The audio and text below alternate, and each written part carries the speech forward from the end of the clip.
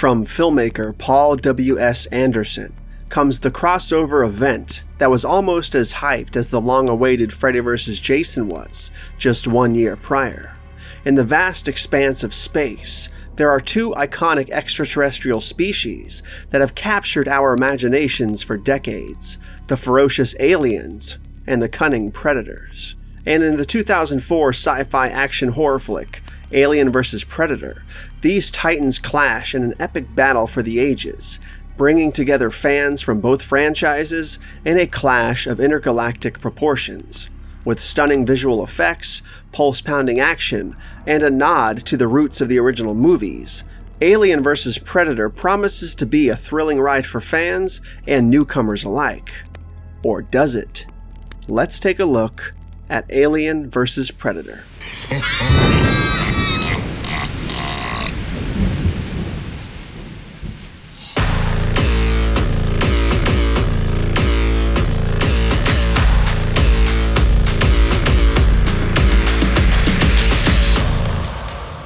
The epic showdown between the two extraterrestrial creatures, Alien and Predator, began in the pages of a 1989 Dark Horse comic book, Alien vs. Predator, written by Randy Stradley and illustrated by Phil Norwood.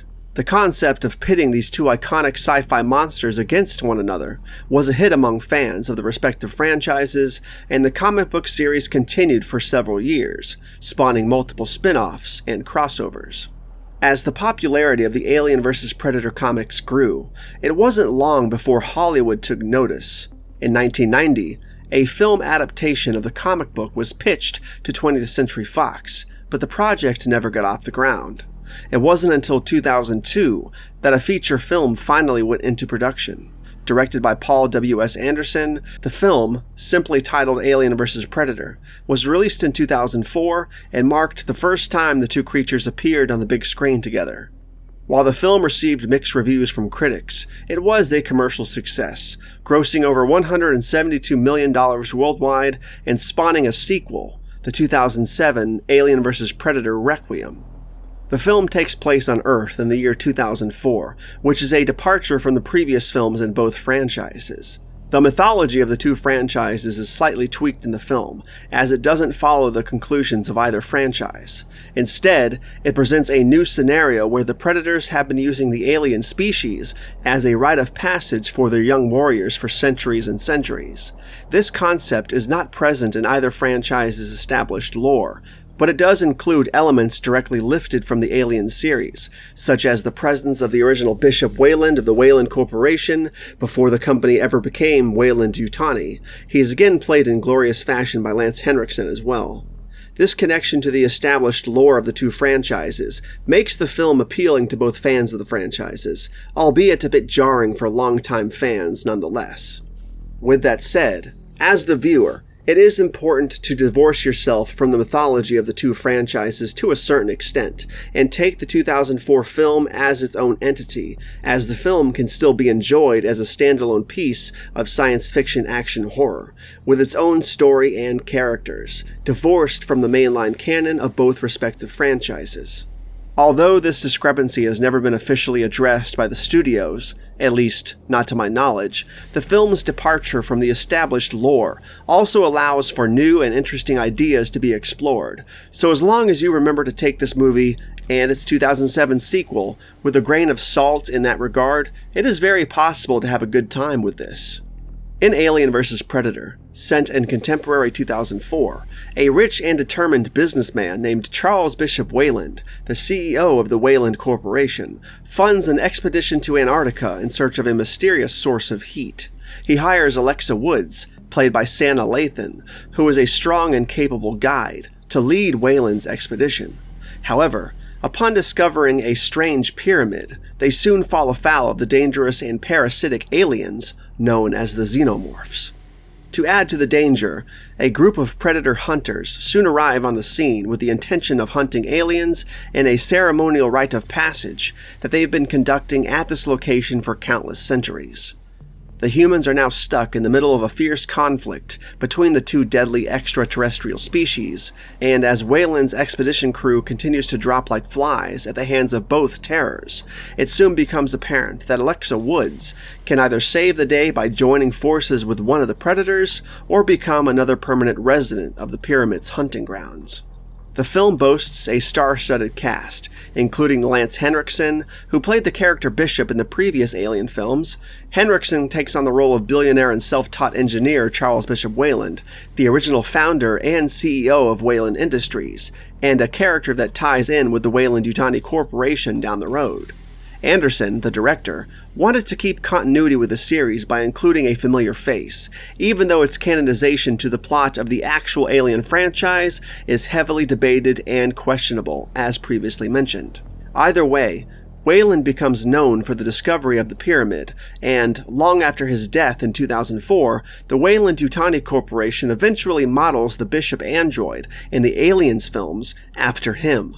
Anderson chose a diverse cast for the film, including the aforementioned Sanaa Lathan, Italian actor Raoul Bova, Scottish actors Ewen Bremner and Tommy Flanagan, and English actor Colin Salmon, giving the film a unique international flavor. The filmmakers held auditions for the film's heroine, Alexa Woods, and selected Sanaa Lathan for the role. They wanted to create a character that was similar to Ellen Ripley, the heroine from the Alien series, while adding something different that also harkened back to the Alien vs. Predator comics in spirit, albeit very loosely.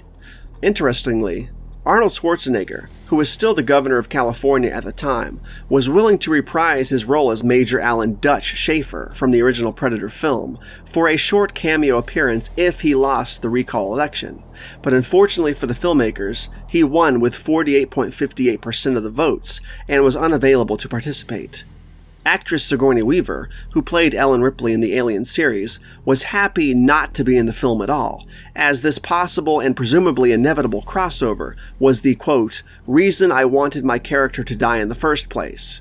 She thought the concept, quote, sounded awful, and even as an avid fan of the AVP comics and video games myself, I still can't say that I necessarily blame her for this stance. Filming for the movie began in late 2003 at Barrandov Studios, Prague. Production designer Richard Bridgeland oversaw the creation of sets, props, and vehicles based on early concept art by Anderson.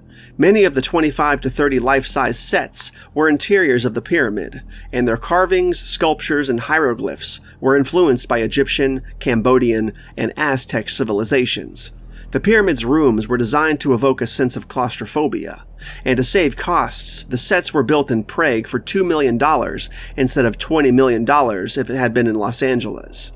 Amalgamated Dynamics Incorporated, ADI, a special effects company that previously worked on Aliens with Stan Winston, and on Alien 3 and Resurrection as ADI, was hired again for Alien vs. Predator. Tom Woodruff Jr. and their team designed costumes, miniatures, and effects for the film. The Predator's wrist blades were extended and a larger mechanical plasma caster was created for the Scar Predator. Each Predator was given a unique mask, and a hydraulic alien puppet was used for faster movements and a slim line and skeletal appearance. Roughly 70% of scenes were created using suits, puppets, and miniatures. The Alien Queen was filmed using 3 variations: a practical version, a puppet, and a CGI version. CGI tails were added to the aliens and the Queen, and the Queen's inner mouth was automated using hydraulics. The director tried to keep CGI use to a minimum to make the creatures scarier. Anderson wanted to build up suspense by not showing the creatures until late in the film, similar to the original Alien. Harold Kloser, an Austrian composer, was selected by Anderson to create a score of the film as he was a fan of the franchise. The score, which was recorded in London, was primarily orchestral to match the movie's terrifying and action-packed nature. I've never been a huge fan of the score myself on display within AVP, not to take anything away from Kloser himself or his talent, but the music just has this generic sci-fi early to mid-2000s vibe that I'm just not really a fan of. I can't really pinpoint exactly what it is specifically that I don't like, but I'll take the score of Aliens 1 through 4, or even Predator 1 and 2 over this one any day of the week. Then again, I take those actual movies over this movie any day of the week as well, so do with that information what you will, I suppose.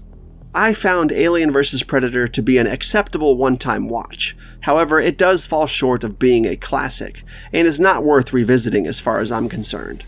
It possesses a monotonous and run-of-the-mill feel that is reminiscent of that aforementioned early to mid-2000s era of cinema, which is rather forgettable and generic if you ask me. With the exception of Lance Henriksen's performance, I was not impressed by the acting in the movie either.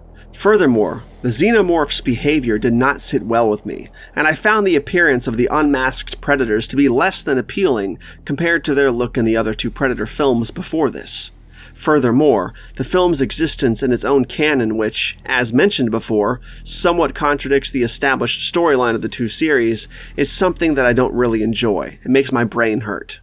Despite my feelings towards the movie, I don't detest it. However, I found it to be dull and mundane. Although I appreciate the effort that went into making AVP, I feel that the storyline of the Super Nintendo video game, which I absolutely love, would have made for a more compelling and entertaining adaptation.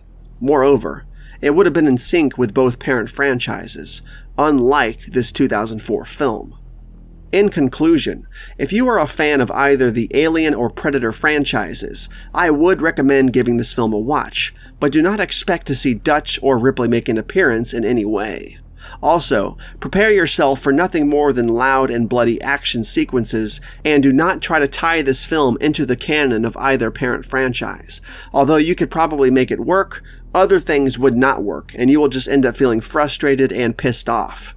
Just take it for what it is and see if you can still have a good time. Alien vs. Predator is, if not just once, worth the watch.